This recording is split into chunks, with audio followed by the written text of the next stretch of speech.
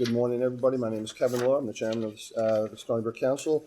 Welcome to our February, was supposed to be February, but now March meeting. And unfortunately, Maury is under the weather and is not able to join us today. But because this meeting had already been rescheduled at least once, maybe twice, I think, or we didn't want to punt it again. And so Maury encouraged us to go on without her, and Judy is going to present Maury's report. So, like we always do, let's start off with the Pledge of Allegiance, and then we'll do a roll call. Earl, you want to lead us? Yes. I pledge allegiance To the flag of the United States of America, and to the republic for which it stands, one nation, under God, indivisible, with liberty and justice for all. Okay, we also have Linda Arman joining us, a council member, on the Zoom. And we have and I see Mayor Frank Trotta also joining us. Good morning. And then we'll do Good morning. we have a couple of other people joining us on Zoom too. But now we'll go around the horn here and introduce yourselves. Errol Toulon Jr., board member. Mayor Garat. Richard Larson, President of the University Senate. Donald Thomas, Vice President of Graduate Student Organization. Ahmed Balasi, President of Stony Brook Alumni Association. Matthew Cuomo. Christopher Hahn. Alex Carlutzis. Judy Brennan. Carl? Carl Leishman, Provost? Al Potts, Executive Vice President for Health Sciences and CEO of Stony Brook University of Medicine. Jed Shiver, Senior VP for Finance Administration and IT. Rick Edgell, Vice President for Student Affairs. Judy Brown Clark, Vice President of Equity and Inclusion and Chief Diversity Officer. Bill Warren, VP for Marketing and Communications. Suzanne Shane, Interim Chief Campus Counsel. Braden Hosh, Vice President for Educational and Institutional Effectiveness. Braden? Bruce Peavy, Chapter President VP for the Health Science Center. Kendra Violet, Executive Director, Mobility and Parking Services. Paul Shepson, Dean of the School of Marine and Atmospheric Sciences. Fred Scanga, the Long Island State Veterans Home. Carol Gomes, CEO of Stony Brook University Hospital. Lynn Johnson, VP for HR. Rachel Kavanagh, Executive Assistant to the Chief Deputy to the President of the President. Thanks, and Rachel is one who keeps us all organized, under control. So Rachel, thanks for everything you do for us, and thanks for Maury's team for joining us and showing your commitment to the council and also being available to us if we have any questions. So appreciate your attendance here. We don't have a very long agenda, but every time I say that, things drag on and then it goes the full length. So I'm sorry, you're pointing to somebody live. On the Zoom, we have Larry. Do I see? Good morning, Mr. Chairman. Larry Zacharias, Vice President for Enterprise Risk Management and Chief Security Officer. Thank you, Larry, for joining us. And was there anybody else other than our two council members? Okay, great. Our first order of business is the approval of the minutes from December 12th, 2022. I will move them. Chris Hahn seconds them. Are there any comments, revisions, or additions? All in favor? Aye. Any opposed? No. I see 2 thumbs up from Linda and Frank as well. So the minutes are approved. Chairman's report. Couple of things I just wanted to highlight, and I think Judy will go into much more detail. First, tough loss for men's basketball last night. Wasn't a great season, but I think a lot of injuries prevented us from having a great season. But we have the women's lacrosse team to look forward to, and as of last week, they were number 6, so we're going up tomorrow. Usually the rankings come out on Tuesday. But number 6 in the country is pretty awesome, so congrats to the women's lacrosse team. And hope all the guys who were hurt on the men's basketball team, they got redshirted and they'll be available next year, and we'll have a good team next year. And congrats to all the other teams that we have here. Let's see. I had the pleasure of meeting, having a Zoom with our new SUNY Chancellor, John King. I knew him when I used to run the LIA, and he was head of the education department. He came as a special guest, and so I got to know him a little bit then. He's very excited about the job. He's already very interested in everything that's happening at Stony Brook. Judy and Maury put together a meeting with him for a full day of events here that I'm sure Judy will cover, and I really get a sense that he's excited about the opportunities here at Stony Brook. He sort of understands us, bought into the whole governor's designating us a flagship of the system, and so I think we're in good hands with John, and so excited about his new leadership. Judy is also going to talk to you about the governor's proposed budget and what's in there, what it means for SUNY, and perhaps what help this council could help with our relationships with various legislators who will be voting on that by the end of the month. I know some of you reached out to me regarding some of the press stories that have happened in the last month, one related to parking. That's why Larry and others are here who's going to talk to us about the parking story that we read about, but also about the Southampton College campus and some of the issues that got reported there. I think I've discussed it with Judy and Maury, and Judy's going to discuss that as well. And lastly, I just wanted to highlight our undergraduate student rep here, Gabriella, who is going to be graduating here in May this year. So congratulations from all of us, but you care to say a few words about your experience here at Stony Brook and what your plans are once you graduate? Sure. So I have not been at Stony Brook that long. I was a transfer student from Suffolk Community College, spent 3 awesome years there, and got to the end of my 3 years there and had to make a really important decision of where I was going to go. I was fortunate enough to have a lot of really great choices, but Stony Brook really stood out to me for a lot of reasons. It stood out to me for the academics. It stood out to me for the Solely Scholarship that I was able to attain while doing all the hard work at Suffolk. And so I ended up coming here, and since the beginning I've been involved in USG. I've been involved in a bunch of other things on campus, which has been really awesome. And I'm hoping to continue my studies next year in Stony Brook's paramedic program, and I'm definitely looking forward to that. So I'm very excited for that. That's awesome. Congratulations. We wish you a lot of luck. Thank you. All righty. So that's it for my chairman's report. I'm going to hand it over to Judy now to give President Maury McGinnis's presidential report. Are we hearing some feedback, or is that you chatting? I'm sorry. Okay, thank you. I think so.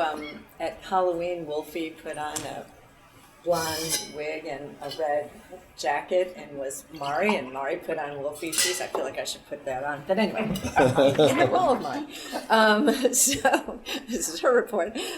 So I would say Chancellor King came to Stony Brook, did sort of a day-long, met with students, staff, and faculty, and it was really it was a spectacular day. I think he became deeply interested in some of the work that we do here, much of the work that we do here, particularly around sort of what we call the 2 pillars of our research mission and our access and equity mission. And he was really taken by all that he saw here, and he and President McGinnis really have become, great partners. He was actually here on Saturday night at the Stoller Gala. He's really invested in Stony Brook as a flagship. And he outlined his 4 pillars, which include student success, investment in research, ensuring a welcoming environment, and economic growth. And how he really wants to partner with SUNY campuses to advocate for strategic investment. And I would say he's been a great partner actually up at the legislature and already with the governor's office in terms of fighting for and advocating for support for SUNY and frankly support for Stony Brook and Buffalo as flagships. He has really been a strong voice. So it's a pleasure to have him, and it was a pleasure to have him on campus. In the area of research, Maury absolutely wanted to everybody to note that as we are working to double our research, it's time to also take a moment to recognize progress along the way. And we just completed what's called the Higher Education R&D Survey for FY22, which is the national database used by U.S. universities for benchmarking research funding. And our total R&D expenditures were $312.7 million, which is an increase of $38 million over the year before and a record high for us. So we are still, have experienced expenditures going up by double-digit percentages in federal, state, industry, and foundation partnerships. And so this is, just sort of helping on the trajectory of doubling research. In terms of our Stony Brook budget, Mari recently put out a mid-year budget report to the campus and wanted me to highlight a few things. One of the things that we've been doing since she got here, actually, has been to really shift the way we do budgeting. We had been focused, frankly, on what's our state allocation, and that was our budget.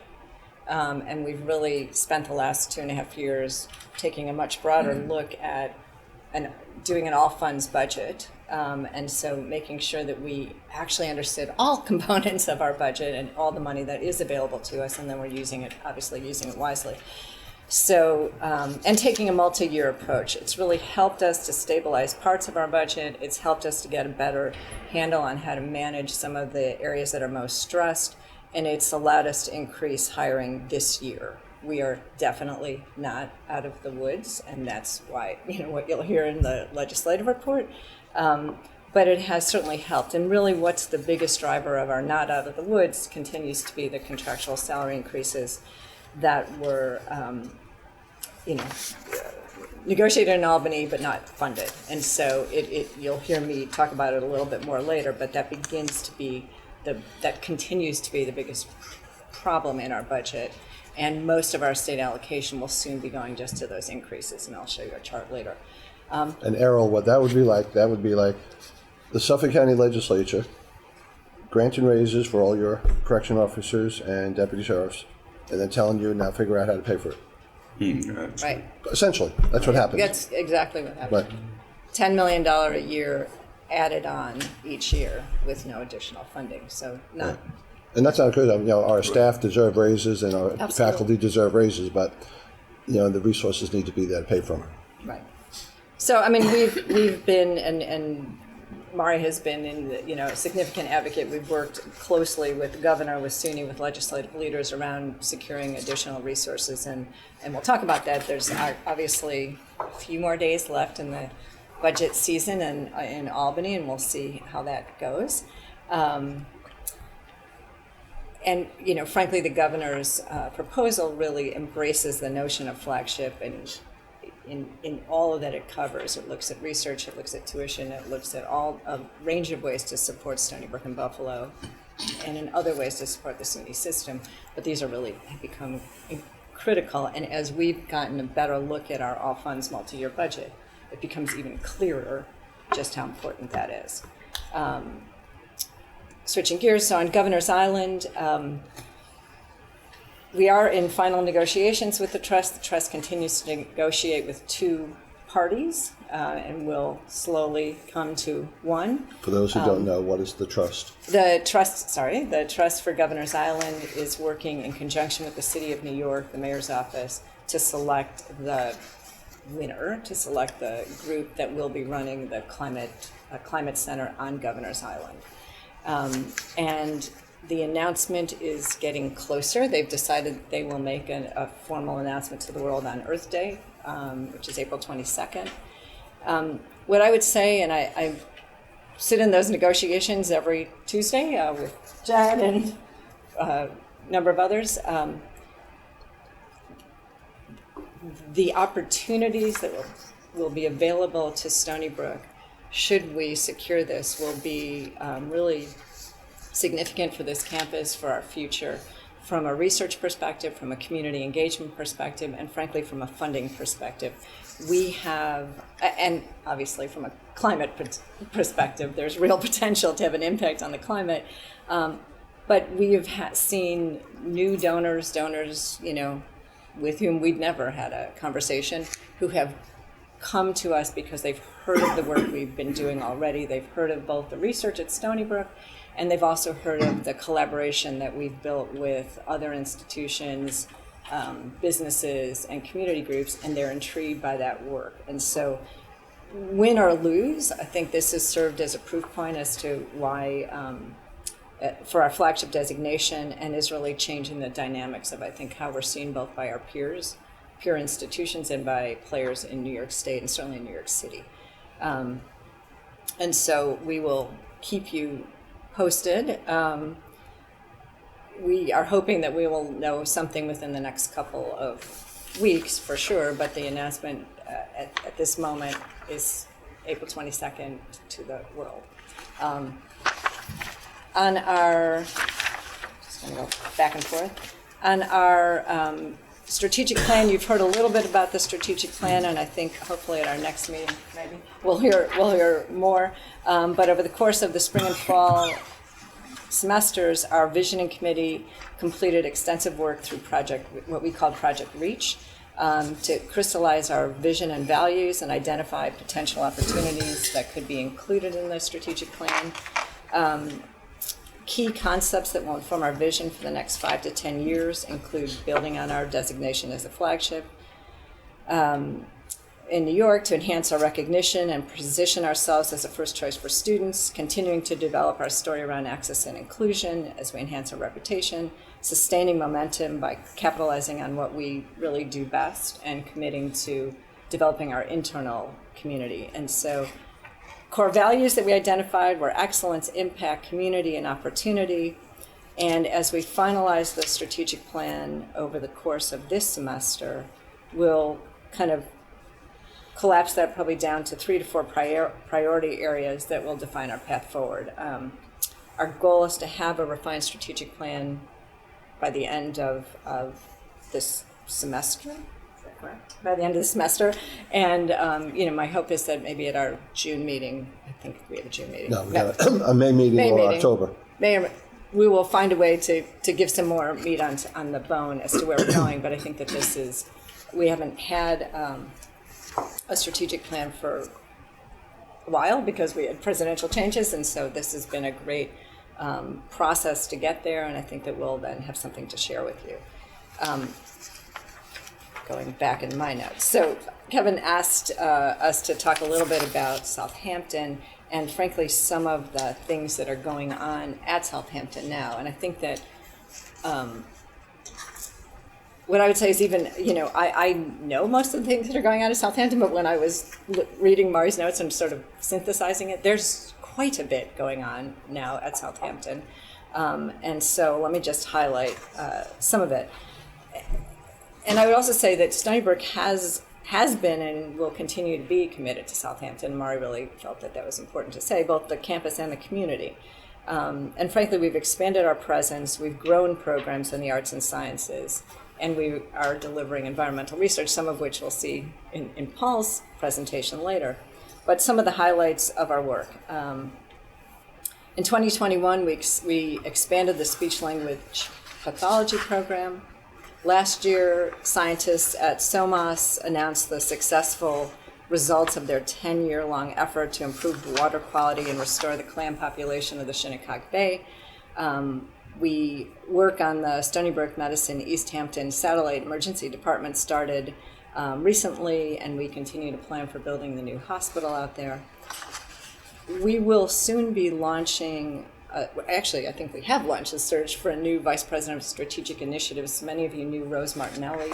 Rose is no longer here, and we will be replacing Rose. And part of that role, some of you knew Matt Whalen, who was in that role. Part of that role has always had Southampton's campus as sort of a strategic focus. And so we will be rehiring, and again, part of that person's role will be to take that strategic focus on Southampton, which I think will be helpful in a number of ways, because what we've had for the last couple of years is really somebody who, if there was a facilities issue, if there was, our academic programs are split, as we call it, between East and West. There's some medical programs, there are some, arts and SOMAS programs, and so we need somebody that's taking a broader look, and also a broader look at the land use out there and other things that we can do. I will just give you a couple highlights of the academic programs. Southampton Arts has about 106 students taking courses in creative writing, film, and television. SOMAS has almost 200 students taking undergrad and grad marine science courses. On the research side, there's the $10 million investment, state investment to construct the research station has brought in about $30 million in regional economic development over the past 10 years, which includes the Shinnecock Bay restoration.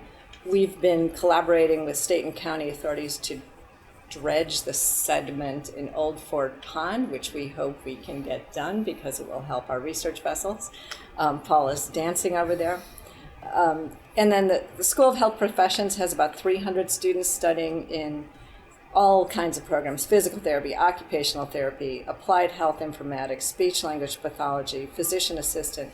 There are a number of academic programs out there, as well as our medical students who work at Southampton Hospital in clerkships, in internships, in residency programs, in fellowships. And so sort of a significant amount of work is actually happening in Southampton. In terms of the hospital, actually, our agreement as we took over the Southampton Hospital is that the Southampton Association, which was the old board of the Southampton Hospital, Community Hospital, would raise the funds to construct the new hospital on the Stony Brook Southampton campus. They've relaunched their capital campaign, which was a little quiet during COVID, understandably, and have raised about $39 million to date. They're working in concert with Stony Brook University Hospital leadership to refine the design, to figure out what do we really need at this moment in a hospital in that region.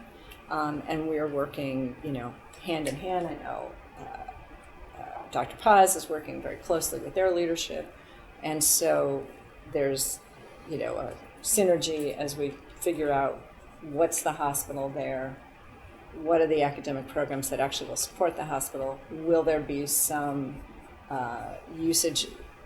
potential usage of the campus for example, housing for people who work in the hospital. So I think that many of these things are already ongoing, and then we will bring in the VP of Strategic Initiatives to help frame a broader look and a more comprehensive look. Good. That's a speed through of No, Southampton. that's good. Yeah. That's Judy. That's good to hear. Just so you all know, Father Alex and I are going to be meeting with Hal and Carol and their team after this meeting to go over some hospital issues. So we won't get into that now. And then, if you remember, about 4 years ago, maybe 5, we had a meeting on the Southampton campus. And in fact, I'm going to ask whatever is best for Maury, that we either have the May meeting or the October meeting out there again. But we had requested the previous administration prepare a master plan for the Southampton campus. Now, obviously, Sam left. Then a year later, Maury came on board. Then we had several years with COVID. And then Matt Whalen also left. So that did not get done. And so on behalf of the council, we really want to see a master plan for the Southampton campus, and excited that you're going to be hiring somebody who's going to lead that initiative. And so, and it's also good to hear, despite the published reports about everything bad that's out there, that there are a lot of good things still happening there. So good for that. We won't get into a huge discussion now on it, but take it back to Maury that we would like to see a plan for the Southampton campus, including some of the issues that were raised in the report. I want to add one thing. As that local official was making that statement calling us a slumlord, my mother's life was being saved at Stony Brook, Southampton. And I took particular offense to his lack of recognition of the work that we have done to keep a hospital on the South Fork, a good hospital, a world-class hospital, that but for my mother would be dead. So anybody who wants to tell him that, please do. I'm sure I'll tell him myself when I see it. Okay, thanks, Chris. Sorry about your mom. Good. Judy, continue with the report. Is parking next? Yeah, I can tee up the parking proposal. Yeah, or however you want. Great. So that completes my main report. But in terms of the parking proposal, what I just wanted to highlight a little bit before turning it over. If you're teeing that up first, does anybody have any questions for Judy on Maury's report? No, now you can see up the next one. And actually, And let the record reflect that Michael Smith has joined us as well. right. I would add the one other thing that we're doing in Southampton, which, Michael, you just missed the outline, is that we've begun at Michael's invitation, we've begun a series of meetings with leadership in the Shinnecock tribe, nation, and I think that we've had one conversation, we have another one coming up, and I think that these will be really fruitful conversations about what are some things that we can continue to do together and strengthen what we're already doing. Right. All right. Want to see up the next item? Yep. In terms of parking, so what I would say is changing parking fees is very complex in New York State. I mean, it's also emotionally, there are all kinds of areas, but it's a really complex process in New York State. It's a very long and winding, I have to say, road to finality with many stages, many of them seeming to be competing, actually. What we've learned is apparently the council last had something to do with parking brought to it in 2013-14, and that was regarding some fines. And I know that lots of folks spent a lot of time looking at old videos to figure out really what was the council's role at that time. The council has a role. Rates are subject to collective bargaining with our unions. We engage our Senate. We have to involve our students before finalizing anything. And so all of those have different time frames and different requirements. What I've learned is it also sort of differs across SUNY in that sometimes things are done and councils are involved and sometimes they're not. We are involved. This council is involved. And so I think the council will hear about this topic about 3 times. Today, to get a background on what the proposal is. Again, for a vote, once we come to the end of the union negotiations and other campus conversations, and then the last time for a final vote after a mandated New York State rulemaking process. So that's been the process in the past. That's what Suzanne, our general counsel, tells me is the process we follow. So a lot of steps along the way, but today is really around you getting a sense of what and why are we proposing what we are proposing. And so Larry Zacharis and Kendra Violet, who's our Executive Director of Mobility and Parking Services, are going to give you highlights of the proposal and the rationale for it. And then again, you'll see this again at least 2 more times. Great. Thanks, Judy. Yeah. Who's up first? Larry? Yeah, thank you, Judy. Thank you, Mr. Chairman. I just want to make sure you can all see my screen.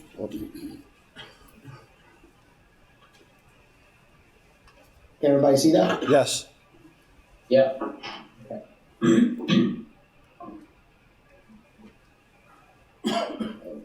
A second. Artistic, Larry. Avant-garde. Okay. Can you see that now? Yes. All right, so I apologize for not being there in person. To Judy's point about our research portfolio, I'm actually at Texas A&M at the annual Research Security and Counter-Exploitation Conference to make sure that we can continue our research in a safe and effective way, otherwise I would be there. So as Judy said, Kendra Violet is present in the room, and she and I will be available for questions after the presentation. So let's sort of frame where we are right now and sort of how we got here.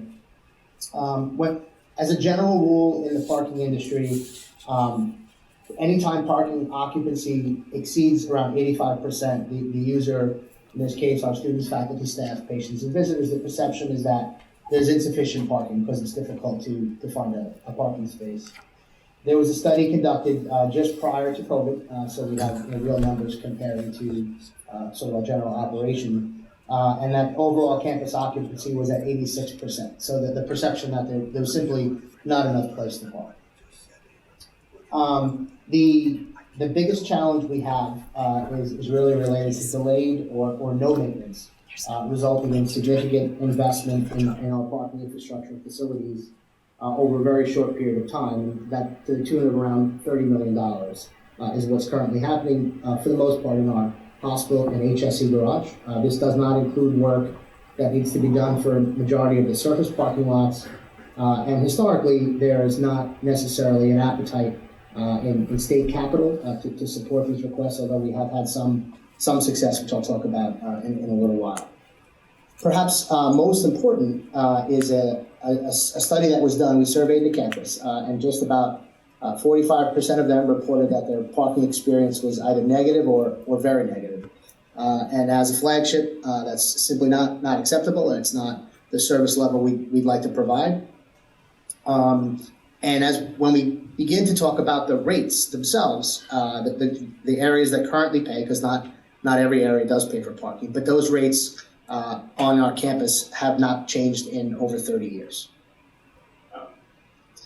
So if we look at the financials from a pretty high level, and it's a pretty dismal slide, if we do nothing and do not change our current operations, our cumulative our balance will be in an $11 million deficit by 26-27. This would actually be worse if we had not partnered with the hospital for a 20-year payback on essential critical hospital garage repairs. Really, this not just the service level, but there's a safety issue. We're doing this because our facilities are in disrepair, and we need to make these changes in order for them to be safe to be frequented and for folks to park inside of it. If we did nothing at all, you see where we wind up in just a few years. And I can tell you that of the $30 million of current projects, $10.3 million of which we were actually able to offset using capital funding. So in a sequential operation, we've done a few things. Part of the survey, the parking consultant identified that the operations, having them split between East and West Campus, was an operational inefficiency. So under Mari's leadership, Kendra came on board in October of 2021, and Mobility and Parking Services was moved under Enterprise Risk Management in January of last year. Part of that was done in the consolidated efforts in some areas, parking enforcement, the parking appeals, in some ways those areas used to live historically under University Police, so there was a logic to consolidate them under one umbrella, and we do really view Mobility and Parking Services and our transportation infrastructure as critical infrastructure. So the safety and compliance aspects that are a part of what ERM does, it was sort of a logical fit. The next step really is to implement new technology, and it's not new technology because it's fancy and we just want to have the latest and greatest. It's because we have legacy equipment and legacy systems that are unable to be updated and are not able to support even current operations, let alone the future and the additional services that we're trying to support. And then lastly, really moving to the full sustainable financial model, which will be paid parking for all faculty, staff, students, and visitors, will allow us additional opportunities to look at strategic alternatives, single occupancy vehicles, more strategic partnerships with the Long Island Railroad, Suffolk County Transit, just allowing people better access to campus and allowing us to press out into areas where we can support the transportation infrastructure. So as Judy sort of highlighted, it is a winding, twisting road, pun intended. It is a complicated process, and the authority and the various constituencies that are involved in changing rules around parking, as well as in this case, the parking fees. So the New York Code Rules and Regs, Part 560 talks about presidential authority and being designated as the overseer of that process, including the approver to change registration and parking fees. And I'll talk a little bit more about the registration and parking fee difference with a comparison to our partners at Downstate. 584 of the same area as different section talks really, and this is where before this body has seen changes to the specific rules. So speed limit changes, additions of signs, things like that, and historically has been around parking fines, not fees, but fines. So as Judy mentioned, in 2013, 2014, there was significant effort to increase the fines associated with ADA violations, ADA parking violations, as well as some speed limits that were changed on Lake Drive. That was the last time that there was this discussion. And perhaps the most important part is the last part there, is that there is a very significant deference being paid to our partners in the various unions. This is subject to collective bargaining, and before we can even engage in those conversations, we had to have approval from the Governor's Office of Employee Relations. That was first granted in the fall of 2021, and then reapproved in April of 2022, and those conversations are actually in progress now, and I'll discuss that shortly as well. So the proposed rate structures are as follows there, and I know that there should be some maps in the room for those that are in the room, and I'm happy to share with our partners that are on Zoom as well the presentation, if you don't have it, to show where these would be. So the takeaway here is it's not about who you are, it's about where you want to park.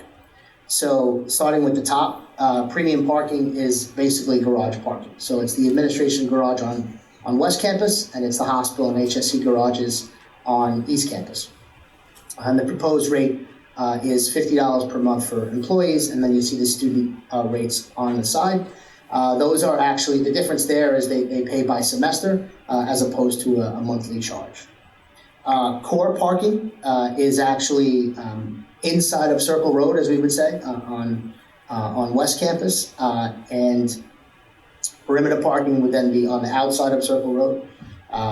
Satellite parking is inclusive of the lot formerly known as South P Lot, the big parking lot, lot 40 now, as well as parking in our R&D park.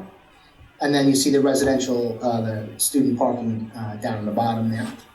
So just by way of comparison, and you'll see some benchmarking in a second, SUNY Downstate had a similar situation. Actually, in that case, it was safety, and their parking structures were in such disrepair, they actually had to demolish one. So in 2019, SUNY Downstate was their registration fee was about $80 a year, which is about $665 per month in an open surface lot, and their garage rates were $360 per year, which is $30 per month. The current contract that's in effect there as of January 1st, 2023, to park in a surface lot, an open surface lot, it's $150 per month, or $1,800 per year. And garage parking is $210 per month, or $2,520 per year. So we did a tremendous amount of work. Kendra and the team put a lot of time and effort into to really doing the benchmarking work. So it's against 23 public non-urban universities in the AAU. We tried to do a like-by-like comparison to the extent possible. So on the left, you'll see student rates. On the right is faculty staff. The stars represent where our recommended rates would fall compared to the other AAUs. The smaller line, the blue line on the bottom, represents the minimum rates, and the orange line up top represents the maximum rates. So you can see on the left side, students, half of the schools have a higher maximum rate, and 87% of the schools have a higher minimum rate on the student side. And on the faculty staff side, 87% of the schools have a higher max rate, and 83% have a higher minimum rate. And again, I use the SUNY Downstate as the most recent close peer example. So where are we, and kind of where have we been and where are we going? As discussed, we identified the challenges. We engaged a consultant to look to see operationally where we were. We engaged an outside auditing firm to look at our financial agreed upon procedures, looking at our policies, analyzing what the facilities, what the structures were and what needed to be done. And a lot of the work that's happening now is related to that. Kendra is in the final throes of finally putting the team together and doing some restructuring. We expect to have the final pieces on board hopefully by the end of this month. As we are here today with this council, as well as others, meeting with our stakeholders throughout campus, doing presentations. As mentioned, labor negotiations are underway. And then we actually have to make the investment in advance for for what those resources and technology that we need. Our current permitting system is outdated. The garage parking systems themselves, the gates, legacy equipment that simply cannot be supported anymore. We did start a commuter paid pilot program with some redesignated parking lots. We removed two lots, the lot first one actually right where you are in the Warren Center, the old administration overflow lot, and the lot nearest the residence hall there. We switched those such that the resident students who, for the most part, aren't necessarily using cars on a day-to-day basis, they were parked in the opposite lot, and some faculty and staff parking was moved on the inside of Circle Road. And then the expectation and the hope is that we can continue the negotiations and really move forward in the fall of 23 with our next steps. That sounds good, Larry. Is that? So just one last slide, Kevin, just update you, and then I'm happy to take questions. So on February 10th, we started those negotiations and those discussions with the various unions. There was a campus-wide email that went out to the entire campus, along with a website with detailed information about the plan, anticipated FAQs that we had and continue to update, and a dedicated email address for feedback. So about 59,000 emails went out to the entire campus, and to date there's around 500 or so, about evenly split, 50-50 between faculty, staff, and students, and we're taking that feedback.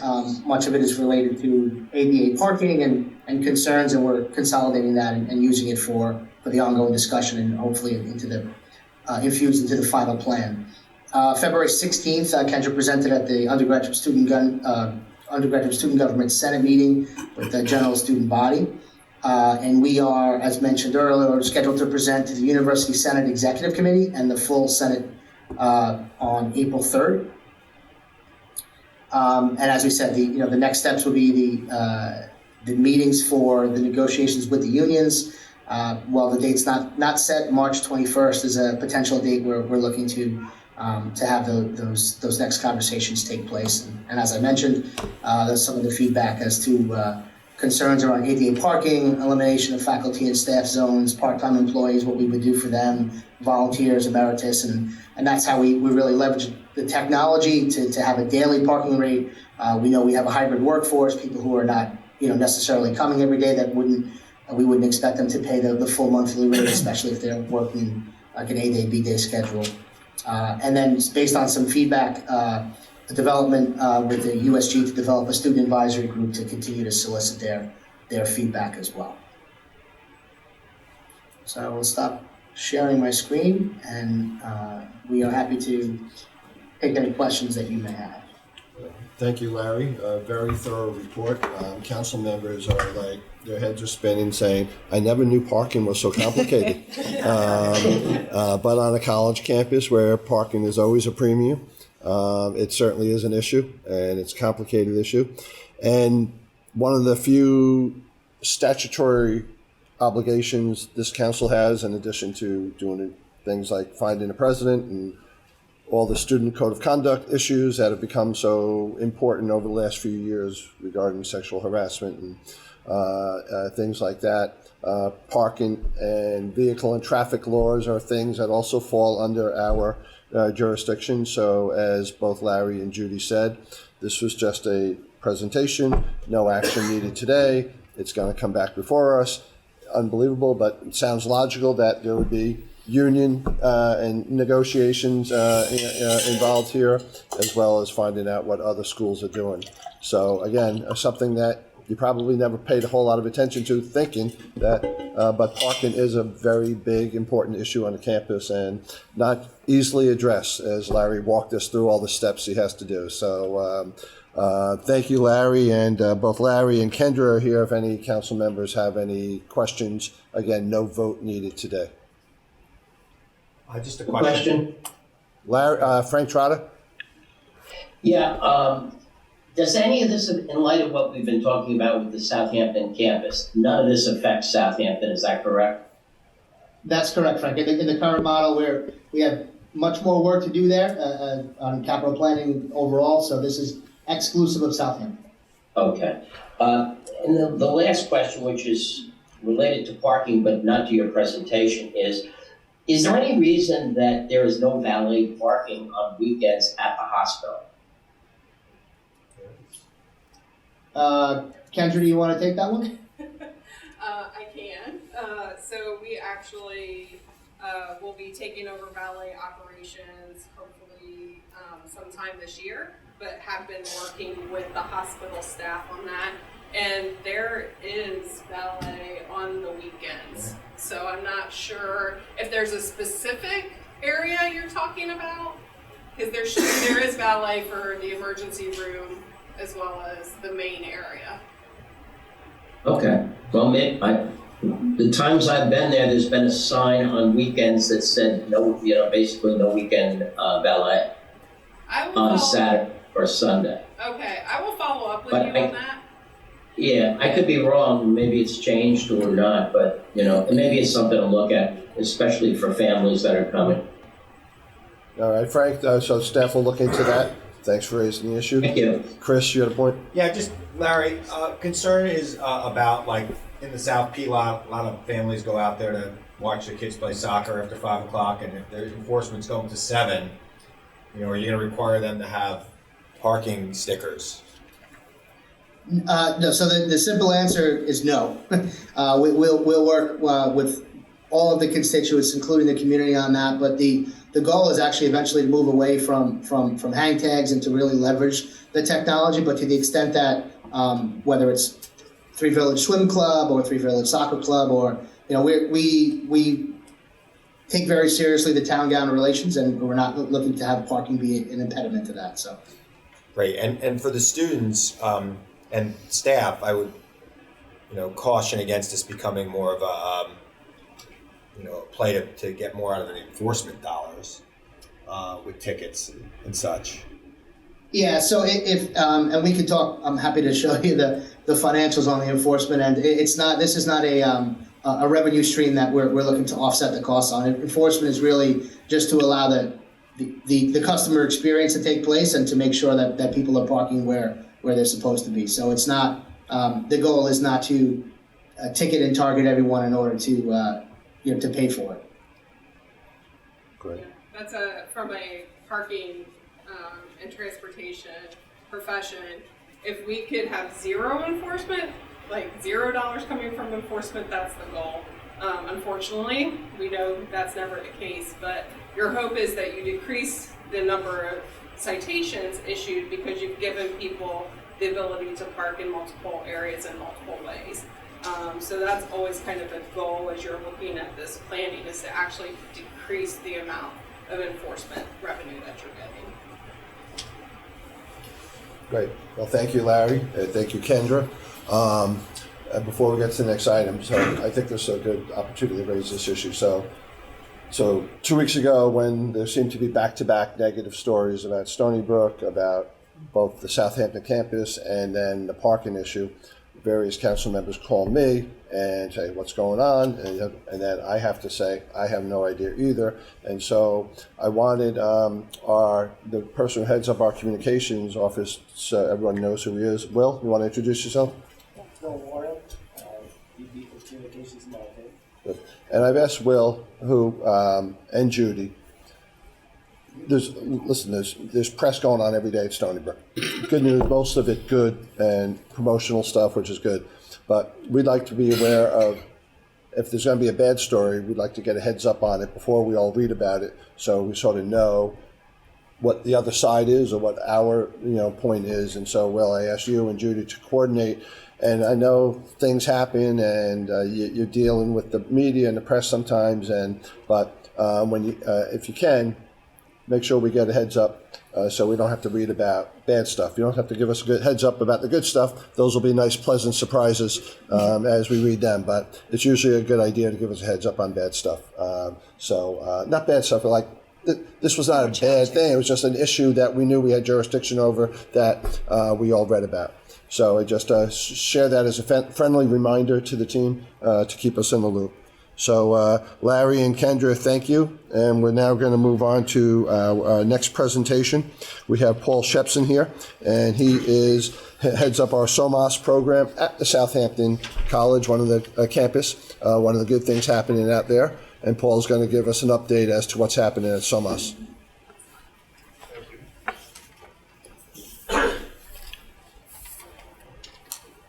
Okay, I want to thank everyone for the opportunity to give you sort of a snapshot view of SOMAS and exciting things that are going on in the School of Marine and Atmospheric Sciences. So we're about understanding and developing predictability about the natural environment in coastal Long Island and similar coastal regions, both in the water and in the air. We like to get into our sample, so we drag students into the water and up in the air so that they can experience what we're studying firsthand, and we have lots of facilities that enable us to do that. So I'll just quickly give you some hard statistics about our size and composition. 44 tenured or tenure-track faculty, research professors. There are four SUNY distinguished professors, a bunch of adjunct faculty, affiliated faculty, and lecturers, all serving 130 grad students and 750 undergraduate students in 9 majors. We have 2 campuses. We're on the South Campus here in Stony Brook and at Southampton. And we have laboratories on Long Island Sound, in Oldfield, and in Southampton. Why is it not going? There we go. On the South Campus, there are 4 buildings that house most of our researchers. We are right here, so here's a campus map. This is the South Campus, there's the East Campus, so 4 buildings and a boathouse there. And then about 5 miles away in Oldfield, we operate in conjunction with the New York State Department of Environmental Conservation, the Flax Pond Marine Laboratory, which we've operated since about 1967 with help from Steve Engelbright. So here's where Flax Pond is. It recently received a $9 million upgrade with help from the SUNY Construction Fund to help it to operate as a shellfish hatchery in support of cleaning up the bays around Long Island. So we're very excited about that. Flax Pond, with help from Steve Engelbright and DEC and Mario Matera, just became a New York State sanctuary, protecting this tidal marsh for education of our current students, for research efforts, and protecting this natural environment for future generations. That's my granddaughter. We have, Judy mentioned, about 10 years ago, a new building. It is one of our finest facilities in Southampton. There is that research building and then a boathouse with shops that we use to take care of our fleet of research vessels. So it is right there. I'm going to be talking a little bit about Shinnecock Bay and some of the exciting research that we have been doing there. We operate 7 research vessels. 2 of them are ocean going. I'm imagining if we win Governor's Island, we'll do a victory lap around Long Island. This is our flagship of ships, the research vessel, the Seawolf. It's an 81-foot fishing trawler. We operate it as a fishing trawler in exactly the way fishermen did before it came to SOMAS. We use it to study fish stocks around Long Island and how they're changing from climate change and human activities. We occasionally do what we call administrator cruises. The next one will be in April, called the Judy Brown Clark Cruise. So we're looking forward to that. In the air, we study the atmosphere, aerosols, clouds, and severe weather using radar facilities. We have state-of-the-art Doppler radar housed in South Piedmont. So thank you for your support of that space. We do this in collaboration with Brookhaven National Labs. We also have a mobile phased array radar system. This means that we can see the production of snow in clouds and the type of snow and make predictions in real time about how it's going to accumulate. So this we drive all around looking for snow, and it's driving really far this year. We have 7 bachelor's degree programs in marine and atmospheric sciences and sustainability studies, 3 BA studies, a master's degree in conservation and policy, a master of science in atmospheric and marine sciences, and a PhD in atmospheric and marine sciences. We're really proud of what we do in Southampton. It is a huge asset for us because of our research vessels, because of the access to the ocean and the natural environment. So we are really excited about experiential learning. For us, we call it total immersion studies of, pun intended, of marine sciences. So we gently drag our students into the water. Many of them have never been on a boat before, first generation students. So it's a big deal. Semester by the Sea, all our students spend a semester living in the dorms down in Southampton. So this is the trend in our undergraduate majors, growing at a significant pace lately. This past year is anomalous, but it's really more important who they are. These students come to us, almost all of them saying the same thing about why they're here. I want to save the world. They really mean that. Our faculty really mean it when we say, we're here to help you do that. And it needs saving. And we're going to do it together. So I'm going to tell you a little bit about the current SOMAS research enterprise. It's quite diverse. We focus on understanding everything in the ocean, in the air, and in environments, the built environments around Long Island and New York City, how to protect our natural resources and to build resilience against things related to climate change, including severe storms that are often more severe than they used to be.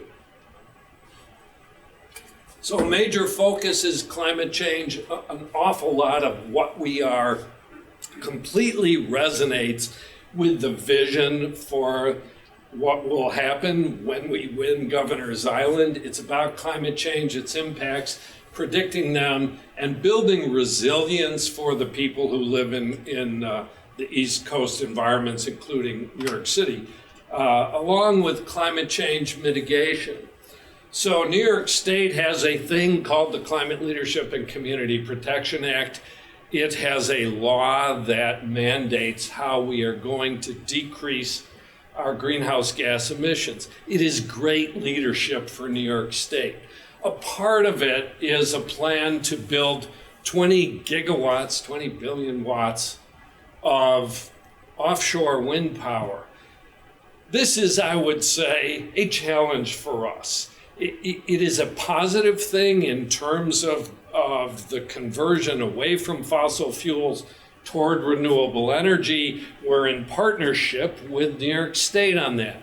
We're also in partnership with the ocean and the biodiversity and the health of the ocean. And so this is a good thing in terms of the speed at which we're going to move forward with renewable energy. And we don't know. Potentially, there will be negative impacts for people who live in coastal parts of the East Coast, and maybe more importantly, the creatures who live in the ocean. And so we're in partnership with the ocean, and we are doing work for lots of constituents to understand the natural environment and the human impacted environment before this happens. And we'll be continuing to do that as it happens.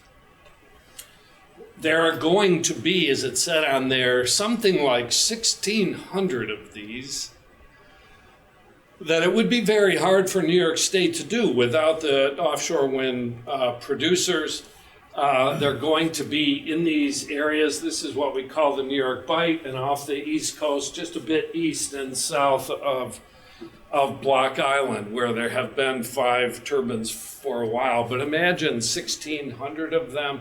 This is a big deal. It means major change in the oceans off the coast of Long Island. So it's incumbent on us to help both New York State and the creatures who are reliant on a healthy ocean. So just a quick description of a project. This red dotted line is a transmission line. When it carries a lot of current, it generates a magnetic field around that transmission line. There are lots of fish who migrate seasonally along Earth magnetic field lines. So there's concern that all of the cables are going to interfere with migration and feeding habits and spawning habits of fish.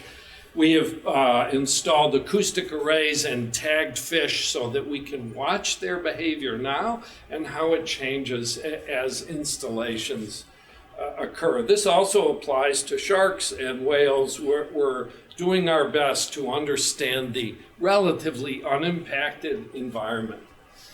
So here's Shinnecock Bay. I'm going to just tell you very quickly about a project that we have worked on in Shinnecock Bay, a restoration project aimed at recovery from a series of brown tide events that occurred in the Aughties, 2007, 8 or so. There were really bad brown tide events.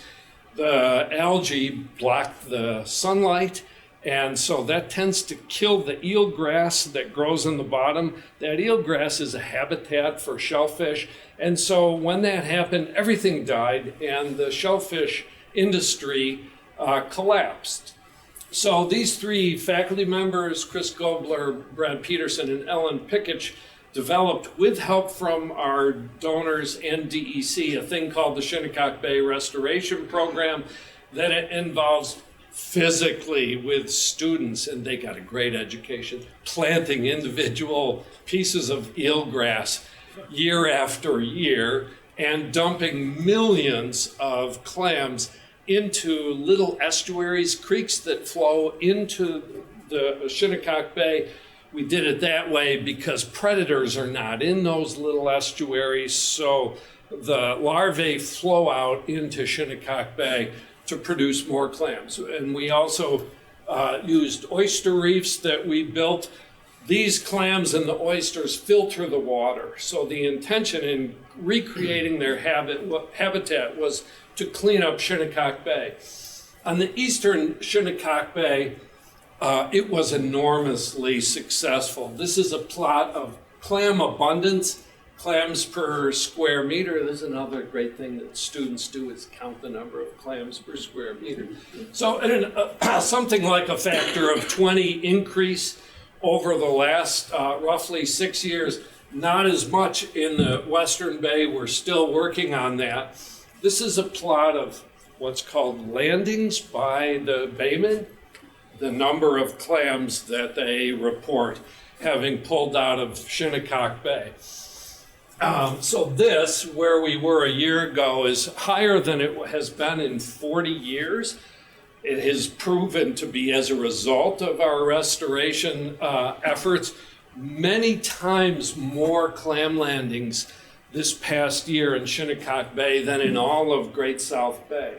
So our next step is to try to translate that to other parts of other bays around Long Island.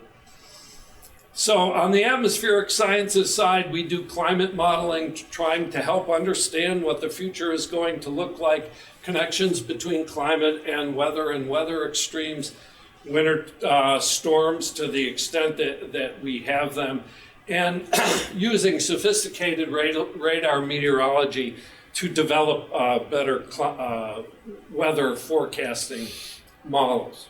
So I've already said we use high quality radar and take our students out into the world to be in the storms. You know, there's always, when there's a storm, there's a forecaster standing in the middle of it for some reason.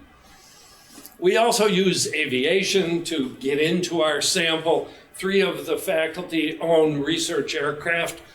This is John Mack, who has the most beautiful research aircraft. Daniel Knopf uses drones, and this is my airplane.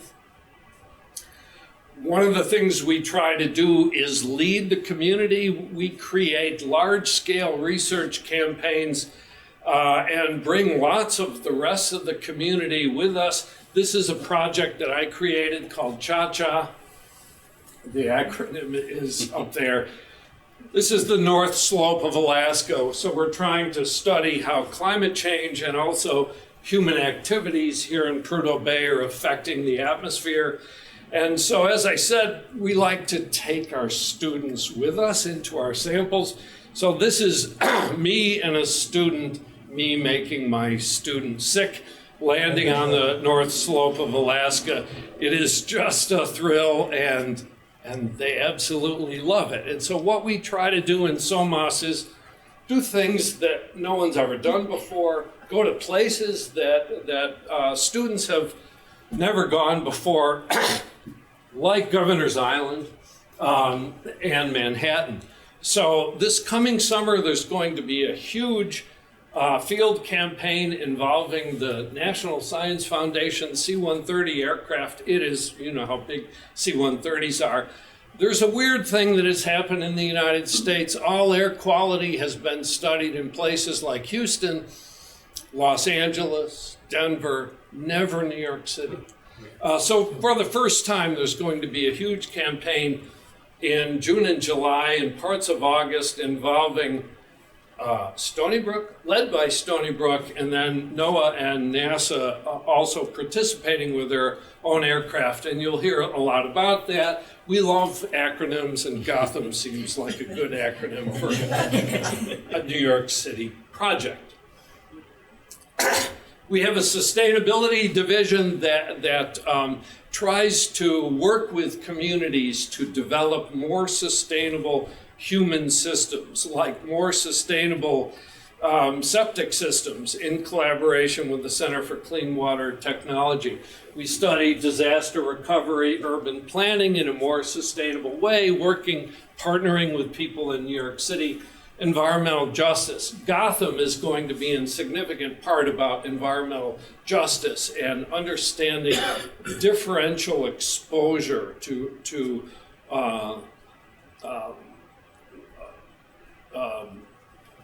underrepresented communities in New York City.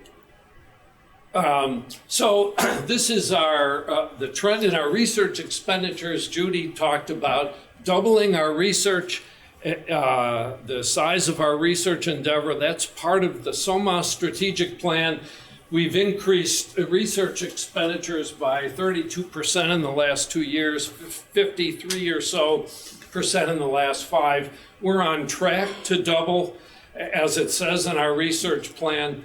The expenditures lag the awards. So I just want you to see the trend in research awards. Over the last 3 years, it increased from 11 million to 25. So more than doubled in the last 3 years. We think we're on track to contribute to the university's goal in that area of leading as a flagship. So we're in a substantial growth period because of the opportunities related to the challenges of climate change and mitigating those challenges by implementing renewable energy and building more sustainable systems in the coast. We think we can help Stony Brook lead as a flagship campus, both in education and research. We're engaging our students, hopefully preparing them to inherit the challenges we're handing off to them.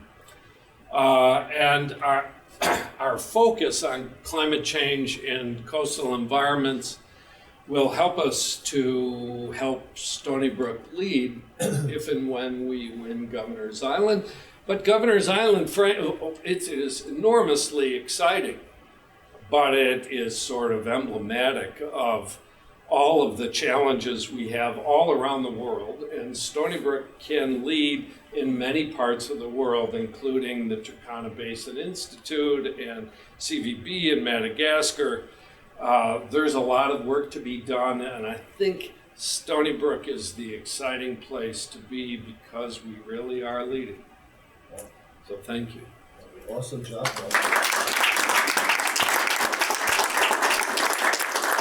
Hey, Paul, that was fascinating. I learned so much. If you remember 2 years ago when when Maureen came on board, I asked her at every meeting to let us get a presentation on one department or a dean from one of the schools, give us an overview. And I hope you're finding it. I'm learning stuff from each time. So Judy, feedback to Maureen is let's keep on doing these. This was great, Paul. I've been chair for 13 years. I never knew we had a facility in Flax Pond. And I knew what we had out in Southampton. I wasn't aware we had that there. So learning things is always great. I have one question for you. There's been a lot of media reports lately that the offshore wind industry, even though there's only 5 turbines up in the whole country so far off of Block Island, is responsible for a large amount of whales washing up on shore lately on the East Coast. Is it premature to be blaming the offshore wind industry on that, or do you have any thoughts on why whales are washing up on shore more frequently now, or at least perceived to be more frequent? Well, so first of all, that's cause for concern, particularly I think with respect to right whales that are an endangered species. It is not possible for the offshore wind industry to be responsible for the current losses of whales because it basically doesn't exist except for the 5 turbines off the shore of Long Island. But I think we have a lot of reason to be cautious and concerned about the impact of 1,600 more of them. I mean, it's just mind-boggling.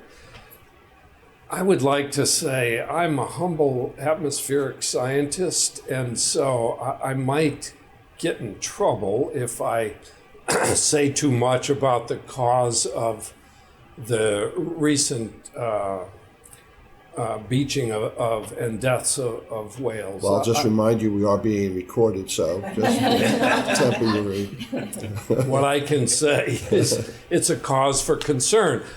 One of the things that we study is all of the ways in which oceans are changing.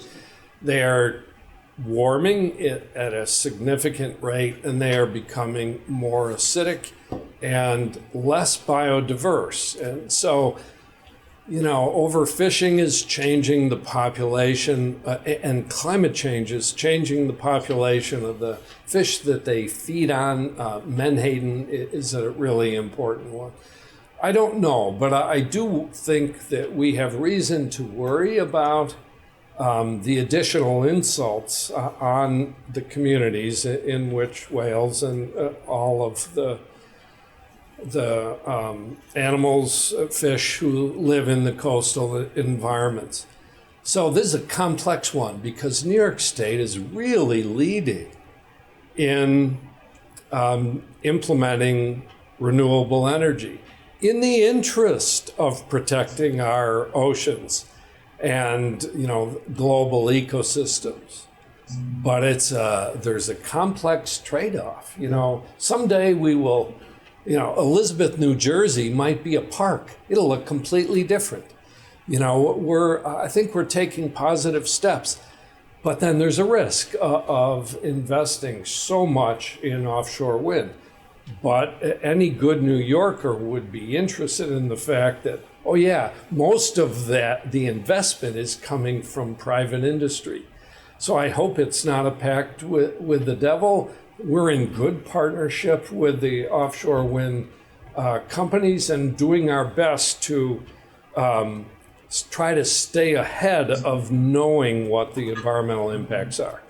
There's no way that offshore wind is responsible for the whale deaths, but that doesn't mean that there won't be negative. Won't have an impact in the future. Thanks for that answer. Just one other observation. Whenever I think of SOMAS, I just think of your marine activities. I always sort of forget about the atmospheric stuff that you guys do too. And I'm probably not alone in that, but it was great to get educated on that as well. Thank you so much. Chris? Just as a question about Flax Pond, you guys have been doing a lot of work down there. So you put that pier out in the middle of the pond. What else do you have planned for Flax Pond? I see that it looks like they're still constructing something there. So the pier there is to hold containers in which we would grow out clams, starting with little tiny clam seedlings. They would sit in cages with an impeller on the bottom that draws up nutrient-rich water from the bottom, and they grow out. And so the intention for the pond, for the laboratory, was to give it the ability to produce clams to be used in projects like the Shinnecock Bay Restoration Program. In order to do that, we needed to install a seawater system, the first of its kind that we've had at the Flax Pond Research Lab. We've never had good seawater flowing through that lab, so that enables research. At the moment, we have no intention, no funding to do large clam hatching. What we are doing is research in the lab that is enabled by the seawater system. The best example is we're working on scallop, what's the word?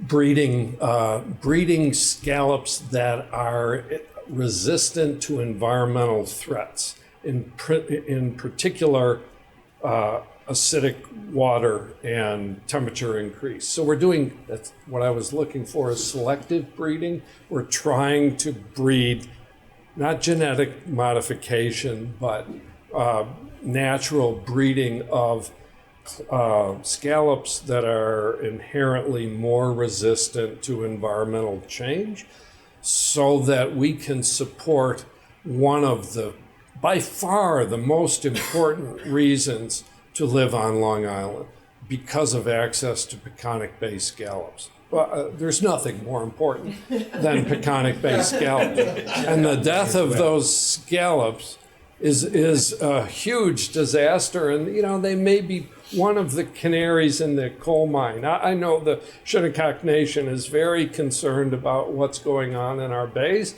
We'd love to have more partnerships with them, and working on Peconic Bay and all the bays around is part of what we do. We have a motto called that's making scientific research count. We like to do fundamental research that then gives back to the communities that live around Long Island. Hope that helps. Very good. All right. Well, Paul, thank you very much, and we look forward to maybe seeing you the next time we have a meeting at the Southampton campus. That would be great. All right. Good job. All right. Last item. Judy's just going to give a brief overview of where things stand with the governor's proposed budget.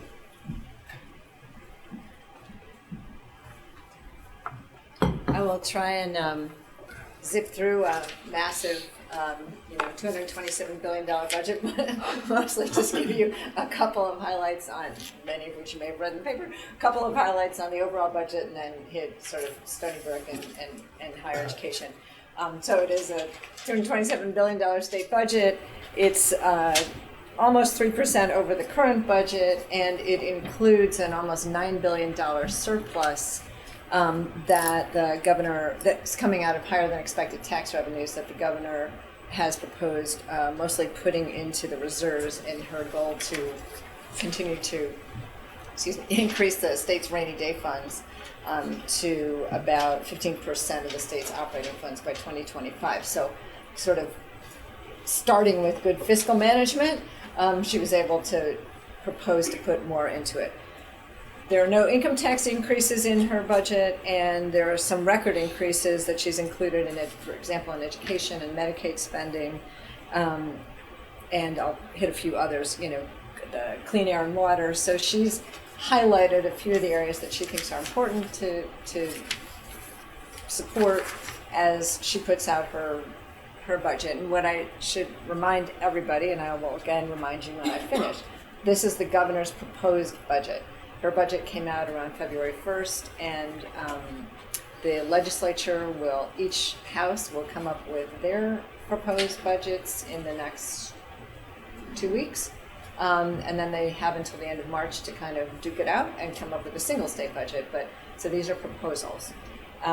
Some of the top line issues in the budget, I'll sort of hit a couple of the highlights in the news. There's a large housing plan, 800,000 new homes in the next decade, which will require municipalities around the state to meet certain housing targets or make zoning changes.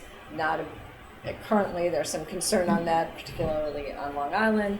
There's new funding streams for the MTA, including raising payroll taxes on some businesses, using revenue from planned casinos, so about $300 million in one-time aid. So the MTA has been a big piece of this. The housing plan is a big piece of it. Other somewhat contentious issues are around charter schools and around the amount of discretion that judges would have for bail in some of the most serious offenses. So these are some of the, in the end game, there's going to be, when there are three people in the room, there are going to be issues around those things, right? Zoning, housing, bail, et cetera, and they will kind of sit on top of all of the other decisions that get made.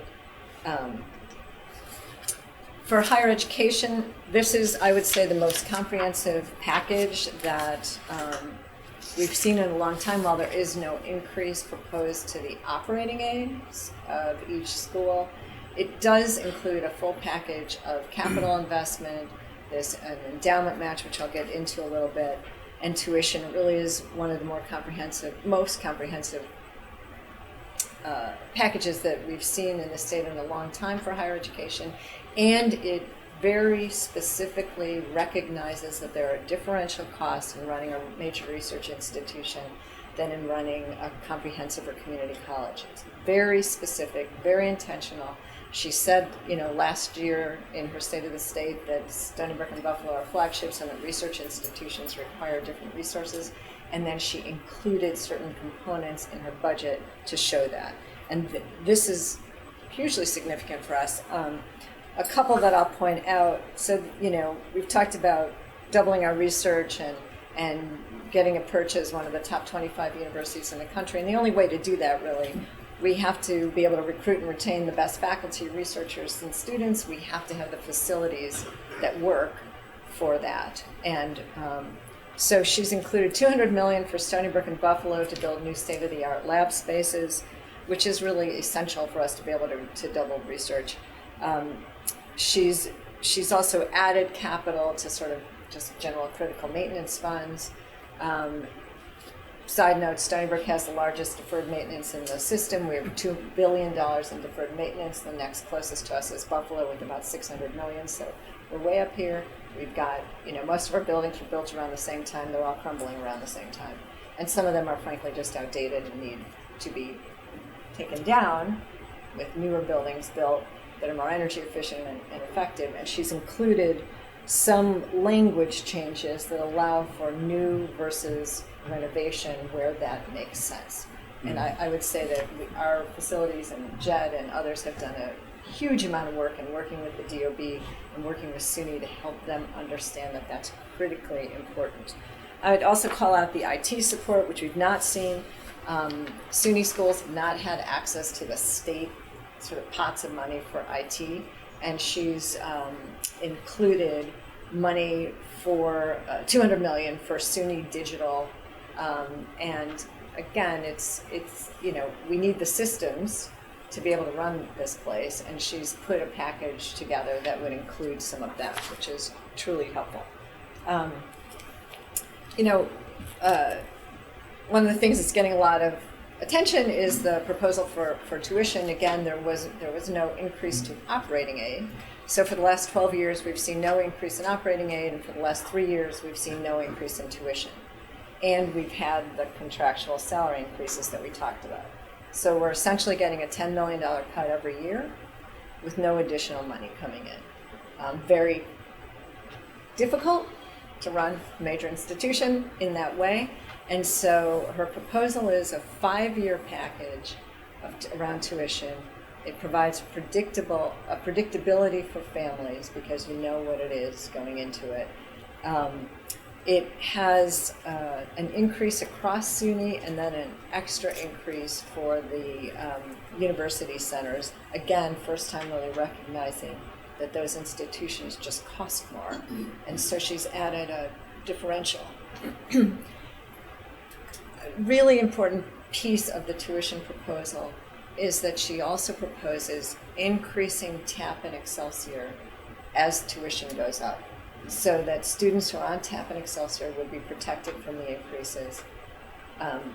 There are some students who receive a Pell Grant and don't receive TAP and Excelsior, and we have said we would protect them from any increase. So if you're on TAP, Pell, or Excelsior, you would not see the increase.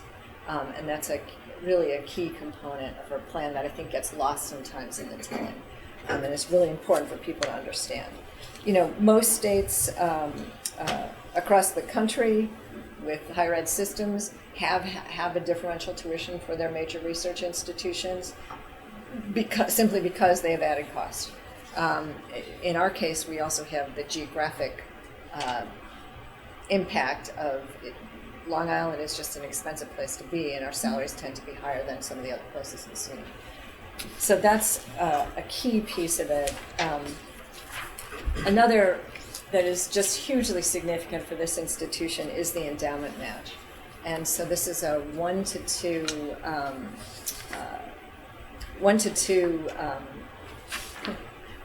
we raise $2, we get $1 from the state, and it's put in $500 million endowment matching for the 4 university centers. This is hugely significant. It is a one-time cost for the state that will have long-term implications for the institutions, gives some stability, beefs up the endowments. Very important proposal. Many states have done this in the past. I know about 24 states where it's been hugely successful in jumpstarting really lifelong giving and also giving this sort of foundation right at the very beginning. So it's another significant piece of her proposal. A couple things in healthcare. We have a number of things that we're looking for. Very grateful for her increasing the Medicaid rates, and there's increased money for that looks a little strange, for the DISH payments, which is disproportionate share reimbursements that we get for care that we give to underinsured and uninsured people, patients. That the services that we provide continue to grow each year. The reimbursements that we get are not necessarily growing, and so we've been looking for that. We also are hoping that the legislature will, again this year, the legislature covered our debt service. The 3 SUNY hospitals are the only areas of state government that don't have the state picking up debt service. And so we successfully got that this year. We are hoping that the legislature will include that in its one-house budgets for the coming years. For Stony Brook University Hospital, that's about $27 million this year. So our key priorities are to, again, support the tuition differential proposal. Again, it's predictable tuition.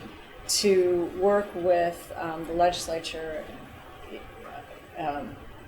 around operating aid, the endowment match program, securing the capital service, and supporting level funding for our CATs and COEs. There's that's the, it's just gone right out of my head, the Centers for Advanced Technology and Centers of Excellence. Centers of Excellence, thank you so much.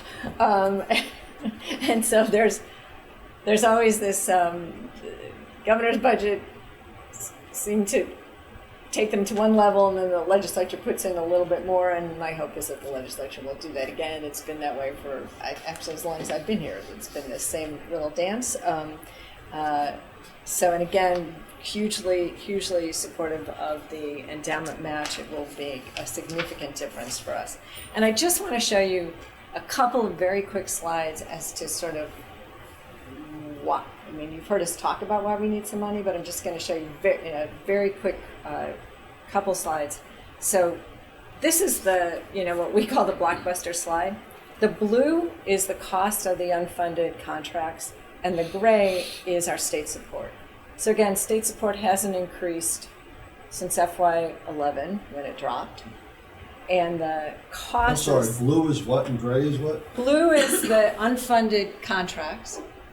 Gray is our state support, state operating aid. So state operating aid level funded since FY11.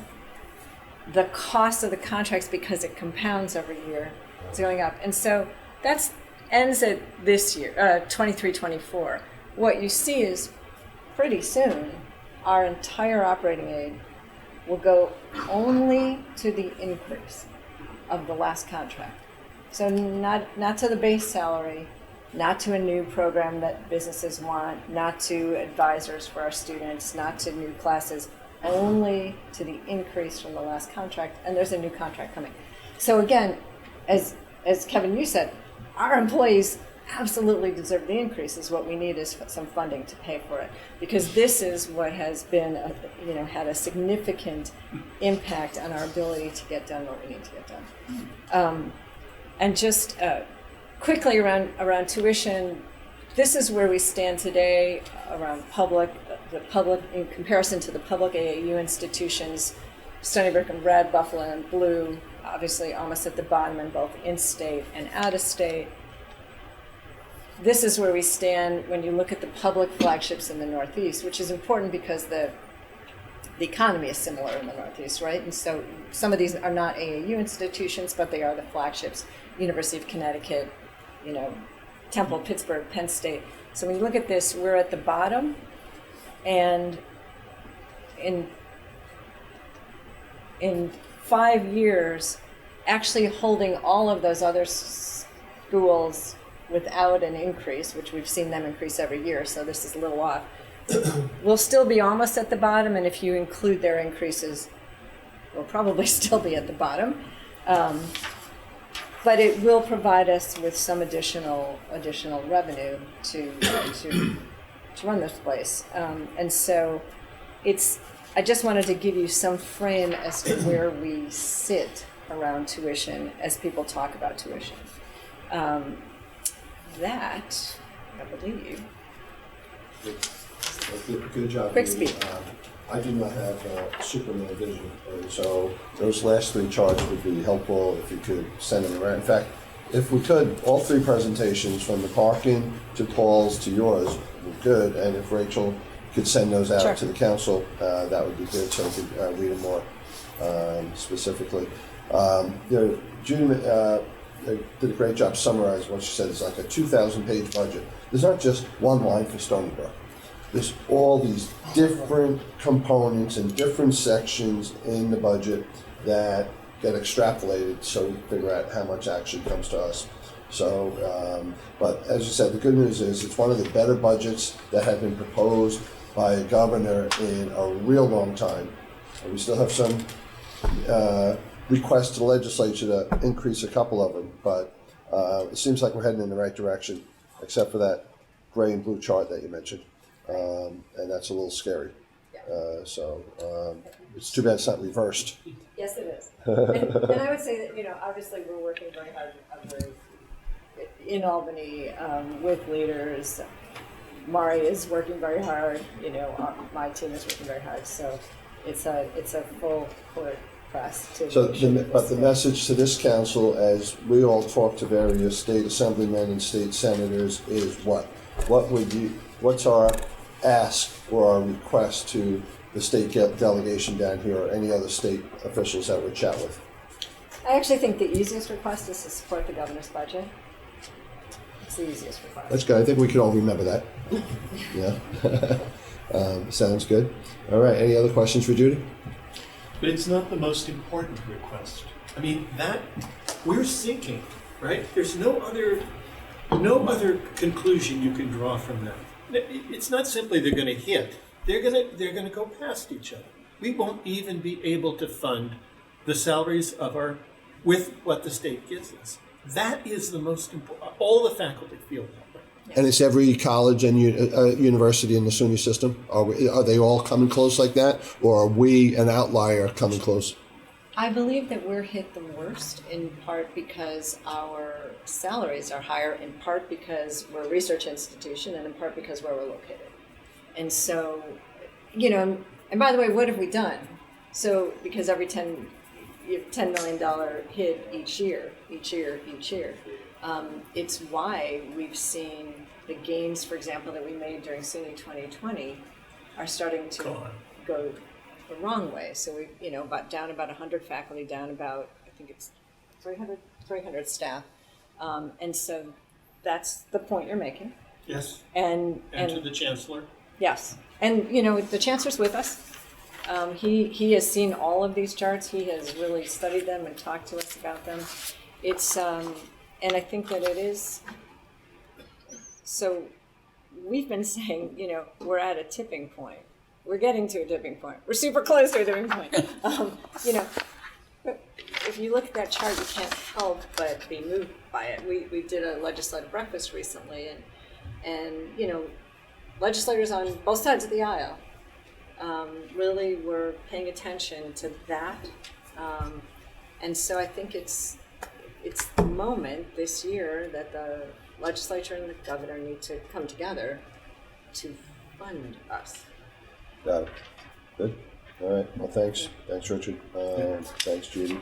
All right. Our next meeting is May 8th at a place to be determined, although this is a very nice room to have meetings in. We'll do it. It's a beautiful building, so having future meetings here is fine with us. But as I said, I talked to Judy, I talked to Maury about doing a future meeting at Southampton. And then graduation is when, Rachel? Do we have May 19th? Or May 18th, then it would be. All right, so. May 19th. May 19th, got it. Yeah. Yes, the 20th is Saturday. All right, so if there's any other business that any council member would like to raise? All right, if not, Frank has his hands. Oh, Frank? I'm sorry about that. Quick question. Is there any status report on the Sears building over at the Smith Haven Mall? Well, I can give a very brief update. The progress continues, and we anticipate phased opening of the building beginning in April of this year. What? Wow. Did you hear that, Frank? April of this year, a phased opening. Excellent. Thank you. With the grand opening sometime In July, In we're July. planning having We'll let a you know. ceremony and a ribbon cutting and all those great things. But we're going to have ongoing, and as leases terminate in other areas, we'll continue to move physicians and clinical staff into the building. Great. Very good. The former mayor has been to a couple of ribbon cutting ceremonies in his life, and so he looks forward to it. Thanks, Frank. All right, guys. So thank you all, and thank you, the team, for being here today. The meeting's adjourned, and enjoy the rest of the spring semester, and we'll see you at graduation. All right. Thank you.